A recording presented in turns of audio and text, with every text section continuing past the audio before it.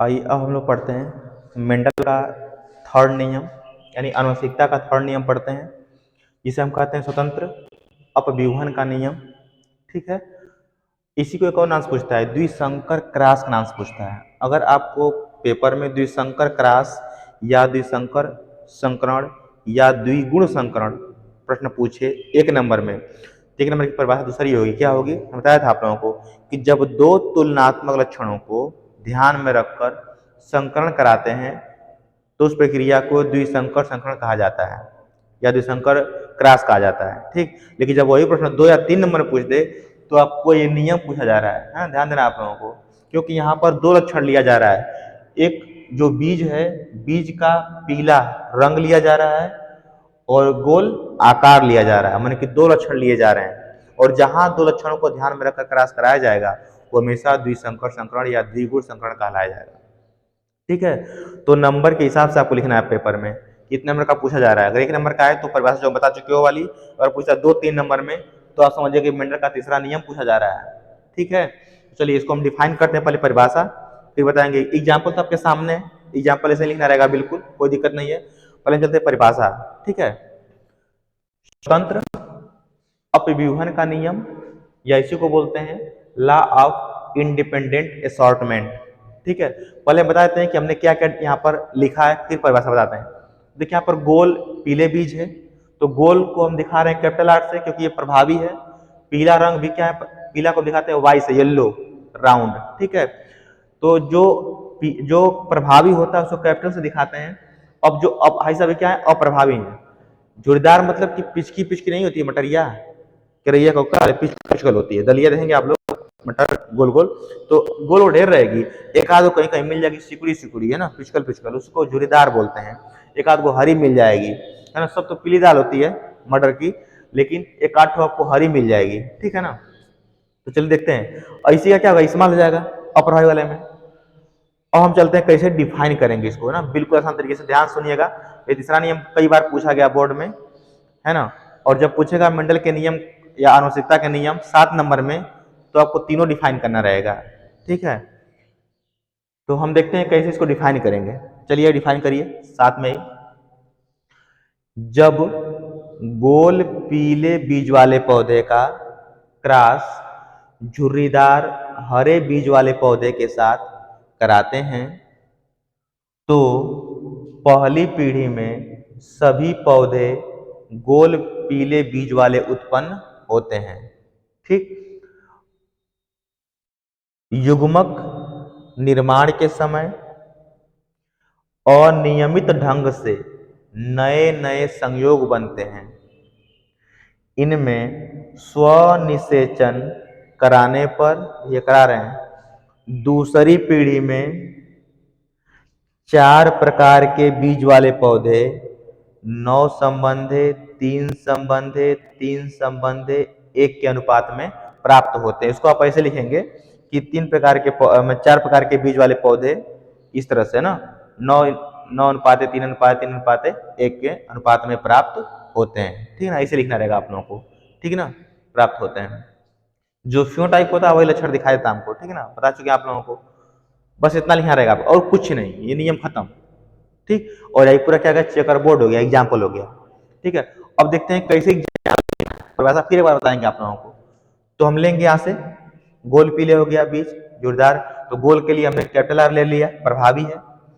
पीला के लिए कैपिटल वाई ले लिया, और जोरदार के लिए स्मॉल आर लिया, उसी का अप्रभावी, और हरा के लिए स्मॉल वाई ले लिया हमने, उसी का अप्रभावी। ठीक, जब पहली पीढ़ी जब हम लोग क्रॉस कराएंगे तो हम कैसे यहाँ पर जीन रखना है, तो एगो बड़का आर और एगो छोटका आर, फिर एगो बड़की वाई फिर छोटकी वाई। एकदम याद रखिएगा कि कैसे इसको हमें यहाँ पर रखना है, पहली पीढ़ी वाले में कैसे रखना हम लोगों को है।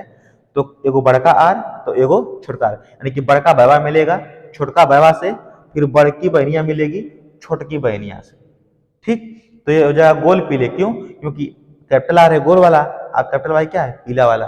ठीक, अब चलते हैं युग्मक निर्माण में। तो युग्मक कैसे बनेंगे हम लोग, ठीक है, तो आर जो है, देखिए जो आर है, ये दोनों वाई अलग अलग है, तो आर पहले क्या करेगा, दोनों वाई से मिलेगा, तो पहले बड़का आर मिलेगा बड़की वाई से, फिर बड़का आर मिलेगा छोटकी माई से, मिल लिया तो छोटका कहाँ से पीछे रहेगा? जब बड़का वाला दोनों माई से मिल लिया तो छोटका कहाँ पीछे रहेगा? ये हो जाएगा। तो अब छोटका आर मिलेगा बड़की माई से, फिर छोटका आर मिलेगा छोटकी माई से।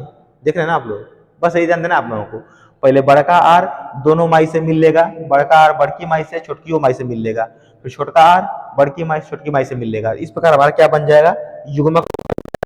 अब हमको क्या करना है? युग्मक जब बन जाएगा तो निश्चय करेंगे स्व निश्चय। स्व मतलब स्वयं का, माने इन चारों पौधों का इन चारों पौधों से ही। देखिए यहाँ पर बता रहे हैं, देखिए लिए वही कैपिटल आर वाई, ये कैपिटल आर वाई, फिर देखिए capital R small Y, capital R small Y, small R capital Y, small R capital Y, फिर small R small Y, small R small Y. ठीक, वही सेम यहाँ पर फिर नीचे कर देना, वही सही सेम क्रम से वही सही। ठीक, अब देखिए हम सिखाते हैं क्रॉस कैसे कराते हैं। तो बताया आपको क्रॉस में क्रॉस क्या करना रहता है? जिस कॉलम में हम भरेंगे उस कॉलम के ऊपर और उस कॉलम के बाएं। ठीक, और साथ में कैपिटल को साथ में, कैपिटल और सेम को साथ में, समान को साथ में, और स्मॉल को बाद में, है ना? तो जो कैपिटल रहे चाहे सेम रहे उसको पहले ना साथ साथ आर आर फिर वाई वाई। ठीक, तो पहले कैपिटल देखते हैं। तो देखिए इसमें भरेंगे, मान लीजिए किसमें भर रहे हैं, कैसे भरना आपको है, कौन कॉलम में हम ले लेते हैं। मान लीजिए इसमें भरना है तो कैपिटल आर यहाँ, इधर से भी कैपिटल आर मिल रहा है। ठीक, इधर से कैपिटल वाई मिल रहा है, इधर से भी कैपिटल वाई मिल रहा है। ठीक, मान लीजिए इसमें हमको भरना है, मैंने उसको भरना उस सब में है, लेकिन हम बता रहे हैं कैसे भरें किसी कॉलम में। यहाँ भरना है, इसके ऊपर चलिए कैपिटल आर है, इधर क्या है स्मॉल आर है, स्मॉल लिखिए। उधर देखिए स्मॉल वाई है, इधर देखिए कैपिटल वाई है, तो पहले फिर स्मॉल। ठीक, मान लेते इसमें भरना है तो ऊपर स्मॉल, इधर देखिए कैपिटल, तो पहले कैपिटल आर फिर स्मॉल आर, आर को पहले फिर वाई को बाद में लिखेंगे, हमेशा देखिएगा। ठीक, अब उधर से कैपिटल वाई, इधर से स्मॉल वाई, तो पहले स्मॉल। ठीक ना, इसमें भरना हम लोगों को मान लीजिए है, तो ऊपर से स्मॉल है, इधर से भी क्या स्मॉल है, चलिए लिख लेते हैं स्मॉल आर, आर को पहले वाई को बाद में। और वाई देखते हैं तो वाई कैपिटल, इधर से क्या है स्मॉल है, तो पहले कैपिटल फिर स्मॉल, है ना? कैपिटल ऊपर से आ रहा है, स्मॉल बाएं से आ रहा है, तो क्या करना हम लोगों को? कॉलम में, जिस कॉलम में भरना है उस कॉलम के ऊपर उस कॉलम के बाएं, जो मिलेगा वही भर देना है, आर को साथ में वाई को साथ में। तो जगह एग्जाम्पल इसमें पूछता है कैसे। देखिए अब लक्षण हम क्या लिए हैं? दो को लिए हैं, पीला भी और गोल भी। ठीक, दो लक्षण हो गया, तो मतलब क्या हो गया? द्विसंकर संकरण हो गया। तो पूछता है कि द्विसंकर संकरण में दूसरी पीढ़ी में फिनोटाइप अनुपात क्या होता है? तो क्या बताएंगे आप लोग? 9 संबंधे 3 संबंधे 3 संबंधे 1। और पूछे कि जीनोटाइप अनुपात क्या होता है? तो 1 संबंधे 2 संबंधे 2 संबंधे 4 संबंधे 1 संबंधे 2 संबंधे 1 संबंधे 2 संबंधे 1, है ना? लिखना रहेगा ऐसा ही। तो कैसे इसको याद रखना है? देखिए नंबर हमारा है, मोबाइल नंबर याद रखने लिखिएगा 12 24 12 12 1। क्या है?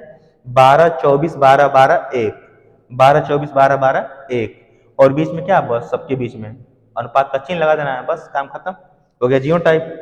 और फिनोटाइप में देखिए 9 संबंध 3 संबंध 3 संबंध 1, आसान है। तो 12 24 12 12 1। ठीक, समझ में आ रहा है ना? तो ये आपका हो जाएगा 12 24 12 12 1, एकदम आसान है, इससे आसान कुछ नहीं। ठीक, तो एग्जाम्पल आपको पूरा दिखाई दे रहा है आप लोगों को, है ना? और हम फिर से डिफाइन करते हैं परिभाषा को। जब गोल पीले बीज वाले पौधे का क्रॉस झुर्रीदार हरे बीज वाले पौधे के साथ कराते हैं तो पहली पीढ़ी में सभी पौधे गोल पीले बीज वाले उत्पन्न होते हैं। युग्मक निर्माण के समय अनियमित ढंग से, यही पे याद रखना है, अनियमित ढंग से नए नए संयोग बनते हैं, नए नए संयोग बनते हैं। इनमें स्वनिषेचन कराने पर दूसरी पीढ़ी में 4 प्रकार के बीज वाले पौधे 9 संबंधे 3 संबंधे 3 संबंधे 1 के अनुपात में प्राप्त होते हैं। फिर इन चारों पौधों का नाम नीचे लिख लीजिएगा, और लिखने के बाद तब जाकर यहाँ से एग्जाम्पल शुरू करना रहेगा आपको, एग्जाम्पल के रूप में। परिभाषा लिखने के बाद, बनाने जो परिभाषा हम बता दिए उस परिभाषा को बनाने के बाद, चारों का नाम लिख लेने के बाद आपको एग्जाम्पल शुरू करना है, यहाँ से लेकर के यहाँ तक चेकर बोर्ड, तब आपको नंबर सटीक मिलेगा और सही मिलेगा। तो ये पूरा मेंडल के तीनों नियम खत्म हो चुके। अब इसमें जो भी प्रश्न बनना था सब खत्म हो चुका।